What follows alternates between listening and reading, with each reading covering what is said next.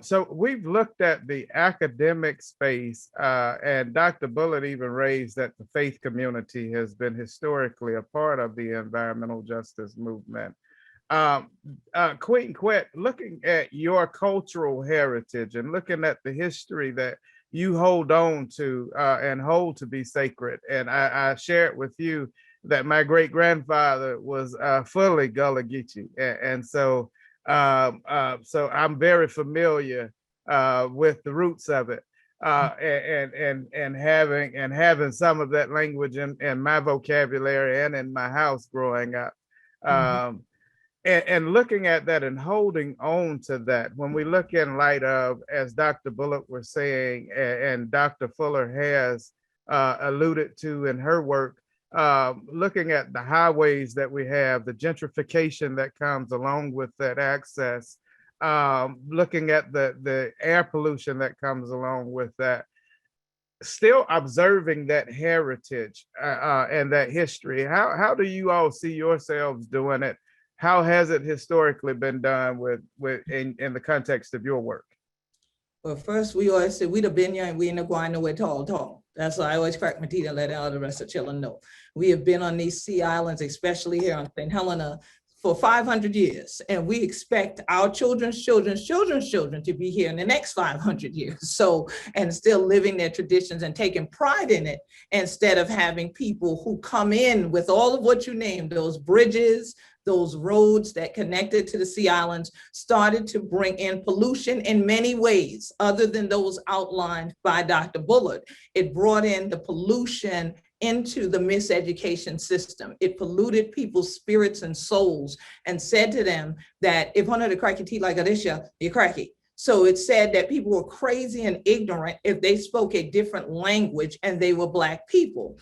And so first there was a push to ensure that we didn't continue our culture. So it took those of us like your great granddad, my great grandparents, and then their children going forward that said, well, wait a minute, hold on now. We send you to the public schools, or we send you to these missionary schools to learn those other people's languages so that you can use them in the marketplace, but never forget where you come from. Because if Hona ain't know where Hona the day from, Hona ain't going to know where Hona the gwine.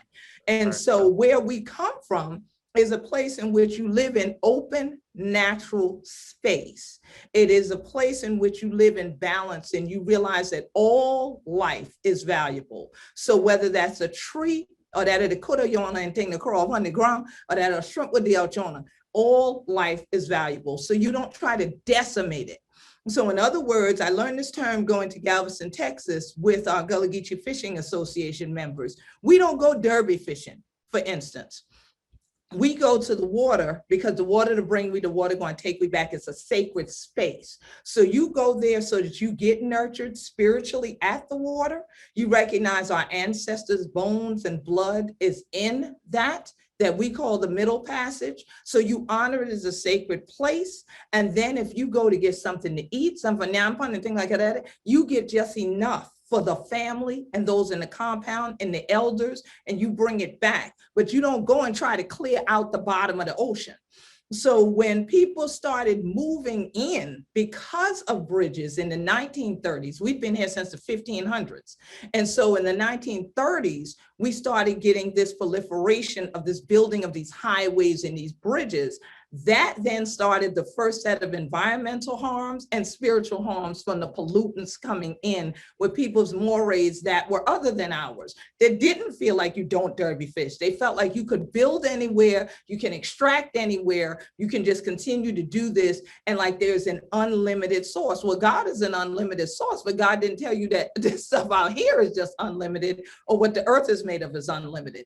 And so we have used our cultural heritage in this current generation to couple it with science, because I'm a computer scientist and mathematician, to couple it with climate science, to couple it with our language, educating people about heat islands, ocean acidification, then doing interactive, prior to COVID, doing interactive sessions where we would take the whole family, because it's always intergenerational learning here, the elders and the children together. Let the elders teach us, how do you cast a net? But let me teach you the science of, look at the science of how a net is made.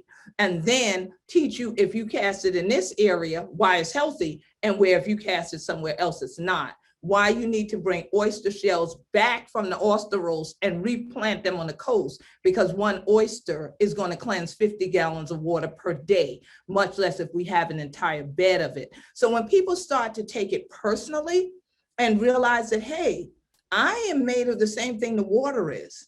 And if I am made of the same thing the water is, I want the water healthy. If she just said, bring the oyster shells back, I mean, we ain't gonna do nothing else with them, bring them back, that's gonna keep the water healthy, that keeps us healthy. So when we have these programs, we have something called Gullah C and Me, which C stands for Saving Environmental Actions, and Me is for in the marine environment, and it's culturally relevant. The community comes out. We had a fish fry, we had an oyster roast, and then bag up the shells together collectively, put them back in the ocean. Now I get you right there and teach you about ocean acidification. Now the Lily children go home and talk with the granddaddy, talk with the grandmama, and start to get the whole family to understand how if we just do these little things, but all of us do them, we have a cumulative impact that can reverse some of the harm that wasn't our fault. It came in with the overbuilding into our coast and what I call the destructionment that causes displacement. And on sea islands, where you own property, is displacement. When you rent property in the urbanized areas, is gentrification. So see that the owners get pushed out by gentrification, and you're the renter, you get pushed out. But here on the sea islands, you're talking about outright displacement and cultural genocide, community genocide, when people want to build where we say don't build because it's going to harm our environment in the future. And Reverend Malcom, they said to me, it's someone who studied engineering, when I said this 20 some years ago, you should not allow building into the coast with resorts and golf courses. They said the emotional natives, and that is the quote, don't know what they're talking about.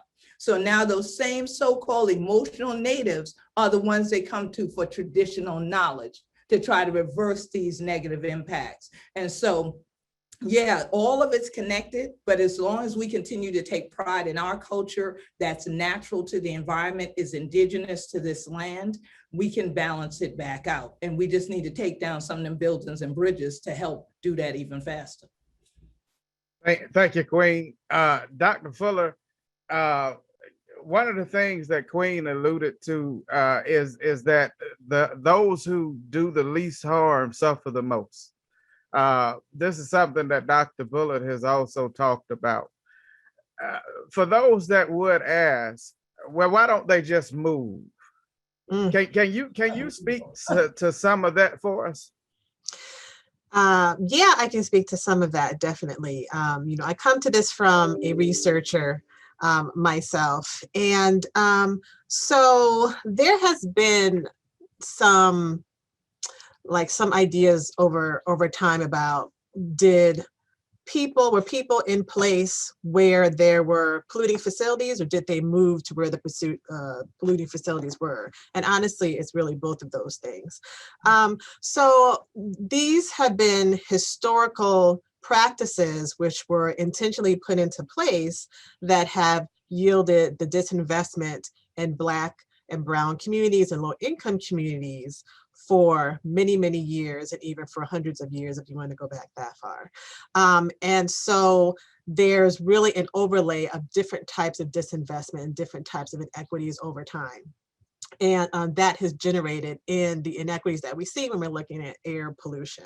So no, it's not just as easy as being able to get up and move because your property values are lower because you have people of color communities or in a Black community. And also you have a coal-fired power plant that's also next to you. So that's going to lower your property values as well. And so no, it's not just as simple as moving away, especially when this is all a structure, a systemic form of racism and discrimination. So that is something that an individual can't solve for himself or for herself. This is really a systemic issue that as a country, we really need to address. It's not as individual as many people try to make it seem.